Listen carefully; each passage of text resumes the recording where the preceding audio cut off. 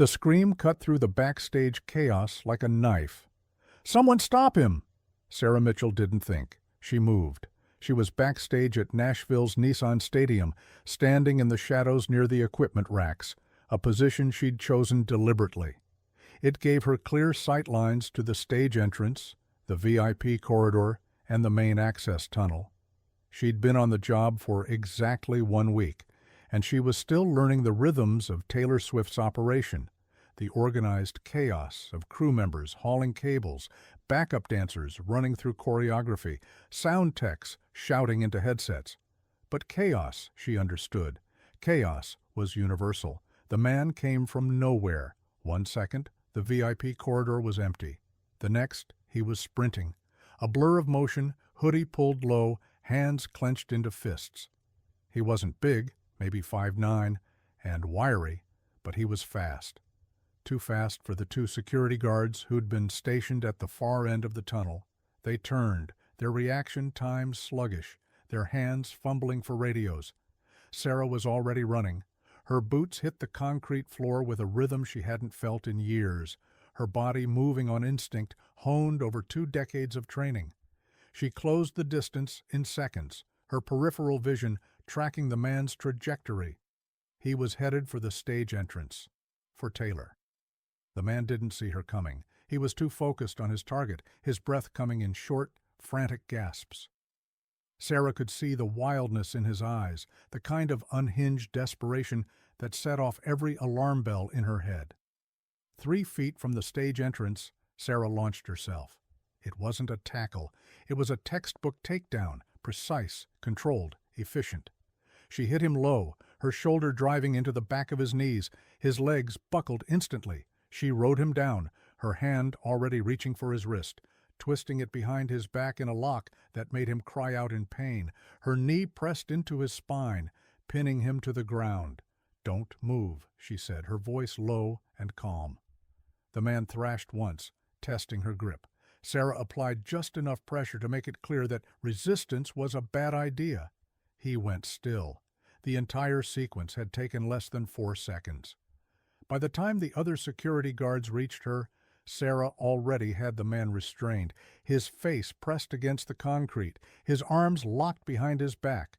One of the guards, a kid named Danny, no older than 25, stared at her like she'd just materialized out of thin air. "What the? How did you—" "Call Metro PD," Sarah said calmly, "and get a medic to check him for weapons." Danny fumbled for his radio, his hands shaking. Taylor Swift appeared in the stage entrance, her eyes wide with shock. Marcus Chen, her head of security, was right behind her, his face pale. "Sarah?" Taylor's voice was barely a whisper. Sarah looked up, her knees still planted firmly on the man's back. "You're safe, ma'am. He didn't get close." Taylor blinked, processing what had just happened. Then she looked at Marcus. "Did you see that?" Marcus nodded slowly, his expression a mixture of awe and something that looked uncomfortably close to embarrassment. He'd argued against hiring Sarah. He'd called her too old, out of touch, a liability. And she'd just neutralized a threat in the time it took him to pull out his phone. 1 week earlier, "Are you kidding me with this?" Marcus Chen's voice carried the kind of dismissive irritation reserved for inconveniences he didn't have time for. He stood in the glass-walled conference room of Taylor Swift's Nashville headquarters, arms crossed, staring down at a single-page resume on the table. Outside the windows, the skyline glittered in the afternoon sun. But inside the room, the air had gone cold. Across from him sat Sarah Mitchell. She was 58 years old, with short silver hair cut in a no-nonsense style that hadn't been fashionable since the 1990s. She wore simple black pants and a plain button-down shirt, the kind of outfit that screamed practical rather than polished. Her face was weathered, the skin around her eyes creased from decades spent squinting into harsh sun. Her posture was ramrod straight, hands folded calmly in her lap, and her gaze, steady, unflinching, met Marcus's without a flicker of intimidation. Marcus was Taylor Swift's head of security operations. At 34 years old, he had climbed the ranks from private security firms to become the gatekeeper of one of the most famous women on the planet. He was used to dealing with elite protection specialists, former Secret Service agents in their prime, ex-Navy SEALs who looked like they'd been chiseled from granite, tactical experts who could recite threat assessments in their sleep. What he was not used to was this. "Ms. Mitchell," Marcus said, his tone walking the fine line between professional courtesy and outright condescension. "I appreciate you coming in today, but I have to be honest with you, I'm not sure this is going to be a good fit." Sarah said nothing. She simply waited, her expression unreadable. It was the kind of patience that unnerved people, the stillness of someone who had learned long ago that silence could be a weapon. Marcus gestured vaguely at the resume. "You're 58 years old?" "Yes," Sarah said. Her voice was calm, low, with a slight rasp that suggested years of shouting commands over wind and engine noise. "Our typical security personnel are in their late 20s to early 40s, Marcus continued, leaning back in his chair. "Peak physical condition, fast reaction times, the ability to keep up with a tour schedule that would exhaust most people half your age." He paused, letting the implication hang in the air. "No offense, but this job requires—" "I understand what the job requires," Sarah interrupted quietly. "That's why I'm here." Marcus let out a short, humorless laugh. "Ms. Mitchell, with all due respect, you're applying to be a close protection officer for Taylor Swift. Do you have any idea what that entails? We're talking about 18-hour days on your feet, crowds of tens of thousands, potential threats from every direction, split-second decision-making. This isn't mall security." The insult was subtle, wrapped in a thin veneer of professional concern. But it landed. Sarah's jaw tightened just slightly. She had expected this. She'd known the moment she walked through the door that her age would be the first, and likely the only thing they'd see. Not her 20 years of service, not her combat deployments, not the 3 Bronze Stars or the Purple Heart, just the gray hair and the lines on her face. "I spent 20 years in the Army," Sarah said, her voice even. "Special Forces, Green Beret, Afghanistan 2002 to 2010, 8 combat deployments. I've protected high-value targets in active war zones. I've operated in environments where the threat wasn't hypothetical. It was real, immediate, and lethal. I think I can handle a concert venue." Marcus's smirk faltered, but only for a second. He glanced down at the resume again, his eyes scanning the lines as if seeing them for the first time. "Green Beret," he repeated slowly. "That's interesting. But Ms. Mitchell, that was over a decade ago. The military is very different from private security, and frankly, we need people who are current, who are sharp, who haven't been—" He paused, searching for the right word. "Out of the game for too long." Sarah's hands, still folded in her lap, didn't move, but something flickered in her eyes, not anger, not frustration.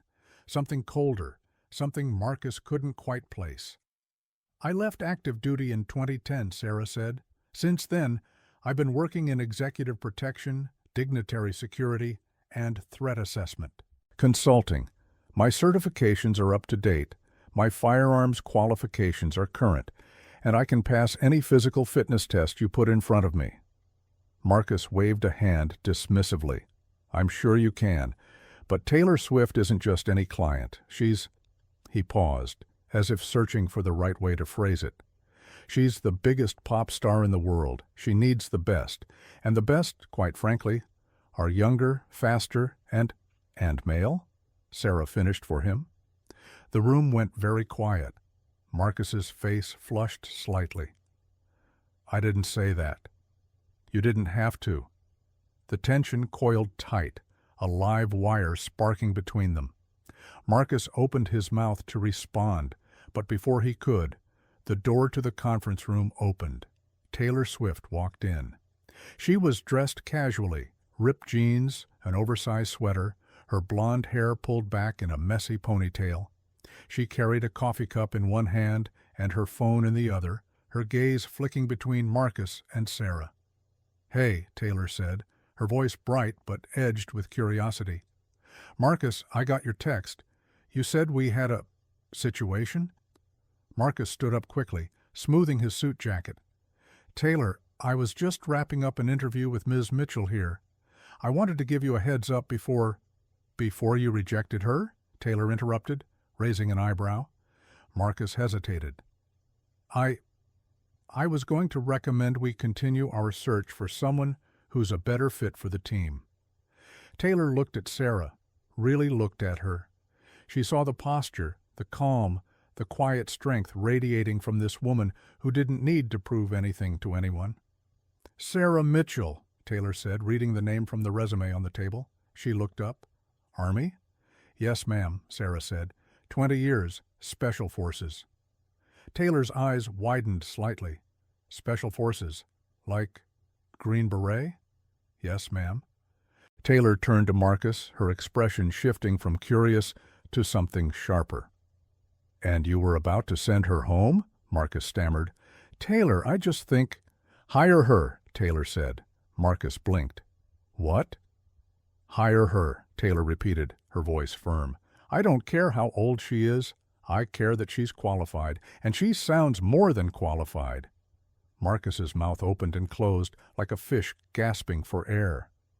"But, Taylor, we have protocols."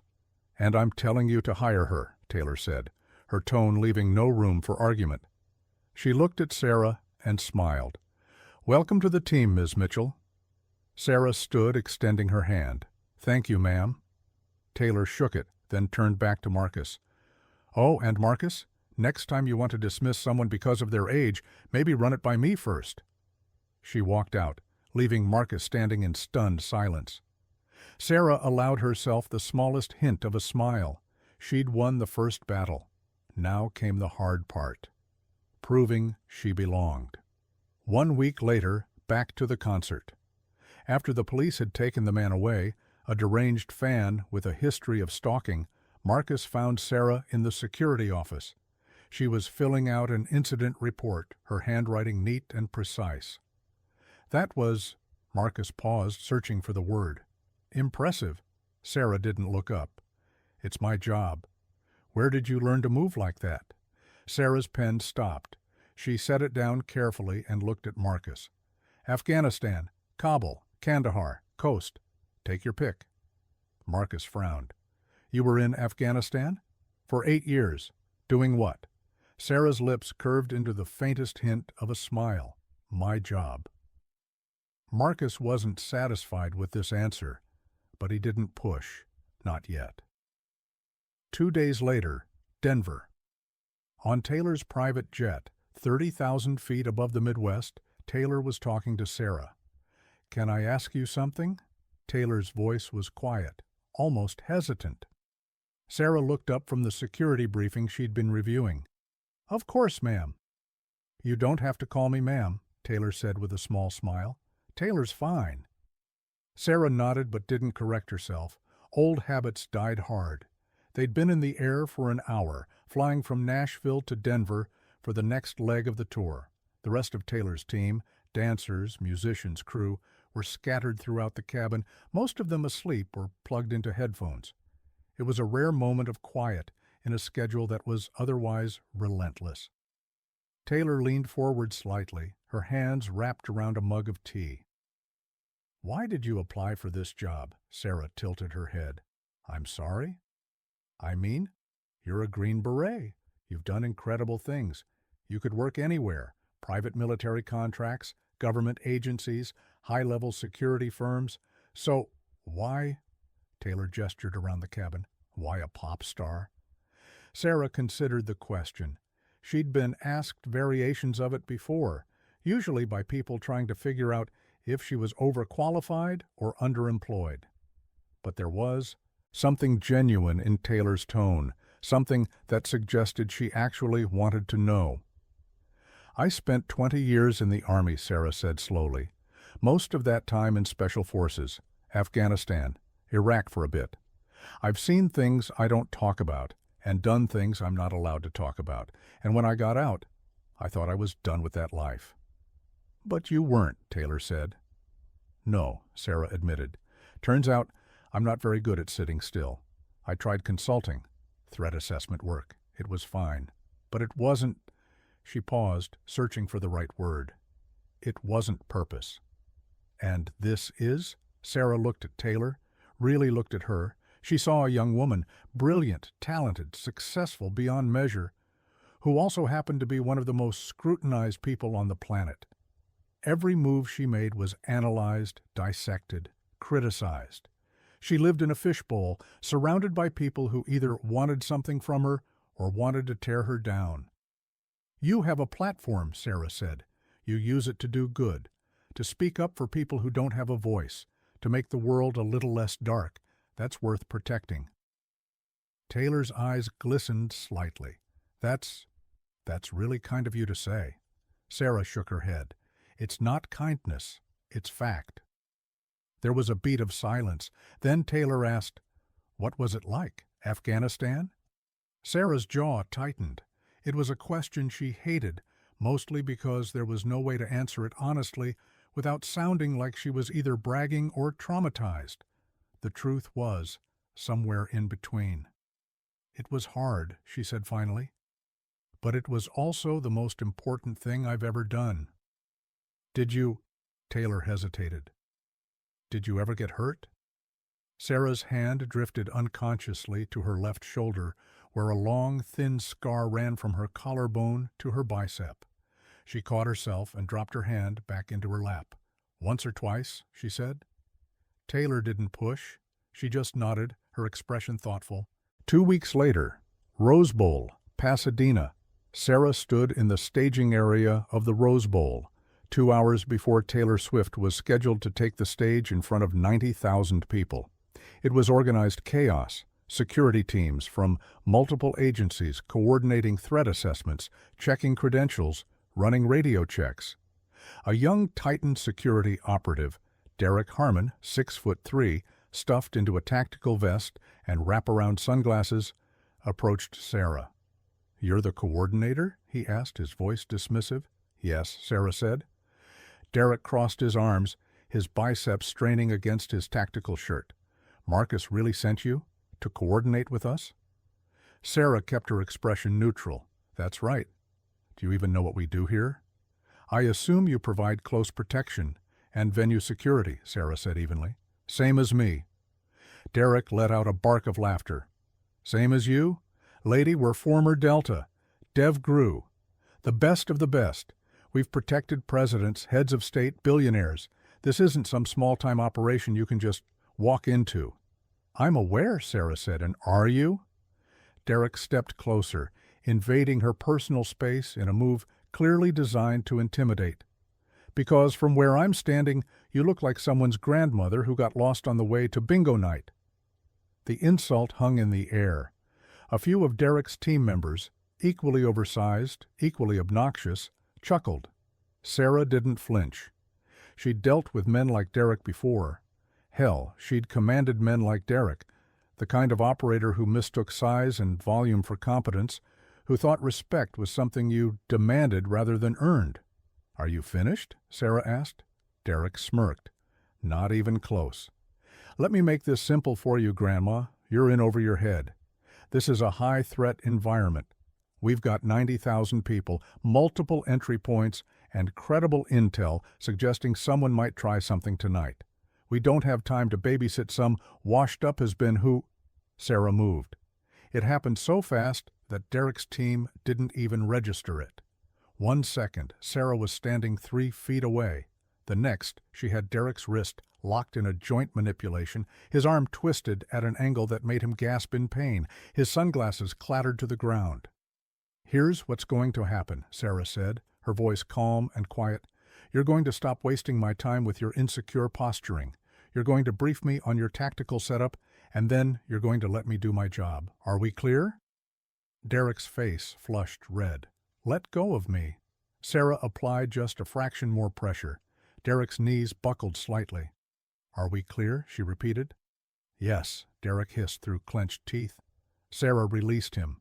He stumbled back, cradling his wrist, his expression a mixture of shock and fury. His team stood frozen, their mouths agape. "Good," Sarah said. She picked up Derek's sunglasses and handed them back to him. "Now, let's get to work." That night, the concert attack. The concert was going perfectly. 90,000 people singing along to Taylor's every word. The stage, the lights, the sound, all flawless.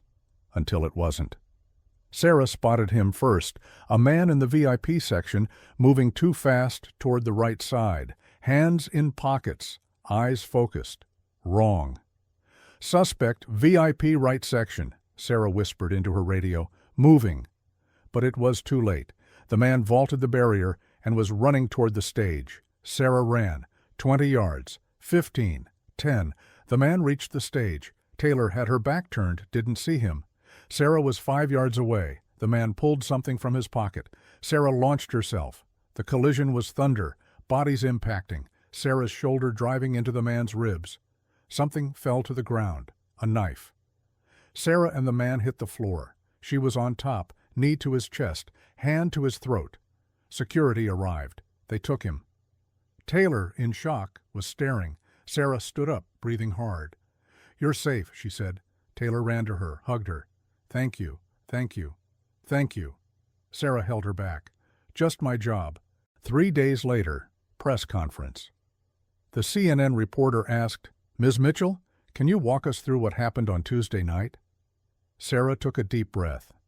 At approximately 9:47 p.m., during Ms. Swift's concert at MetLife Stadium, an individual breached the security perimeter and attempted to access the backstage area. I intercepted the individual and neutralized the threat. The individual was taken into custody by local law enforcement. No one was harmed. "You're former military," another reporter pressed. "Special Forces. Is that true?" Sarah hesitated. Her military service wasn't classified, but it also wasn't something she advertised. She preferred to work in the shadows, to let her actions speak for themselves. "I served in the U.S. Army for 20 years, she said finally. "That's all I'm prepared to discuss." "But you were a Green Beret," the reporter pressed. "One of the first women to serve in Special Forces. You were deployed to Afghanistan multiple times. You were awarded the Bronze Star. Twice." The room erupted in a flurry of questions, voices overlapping, cameras clicking. Sarah stood perfectly still, her hands clasped behind her back, her face a mask of calm. Marcus Chen stepped forward, his voice cutting through the noise. "Ladies and gentlemen, Ms. Mitchell is here as a private security contractor. Her military service, while commendable, is not relevant to this discussion. What is relevant is that she did her job. She protected our client, and she did it with extraordinary skill and professionalism." Just then, the door at the back of the room opened, and Taylor Swift walked in. The room fell silent. She was dressed simply, jeans, a blazer, her hair pulled back, but her presence was magnetic.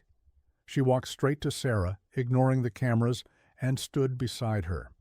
Then, to everyone's shock, she reached out and took Sarah's hand. "I just want to say one thing," Taylor said, her voice clear and firm. "Sarah Mitchell is a hero, not because of what she did on Tuesday night, although that was incredible, but because of who she is. She's someone who has spent her entire life serving others, protecting others, and I am honored to have her on my team." The room erupted again, but this time the questions were different, respectful, awed. Sarah squeezed Taylor's hand once, a silent thank you, and for the first time in 3 days, she allowed herself the smallest hint of a smile. Sarah Mitchell's story reminds us, true heroes walk quietly. They don't wear uniforms, they don't expect applause, they just do their job. And sometimes the greatest courage is found in places the world never sees. If this story moved you, like, share, and subscribe to Veterans Valor to honor our veterans. Do you have a story? Have you ever judged someone only to learn their incredible story? Share below. Remember, the greatest warriors are the quietest ones.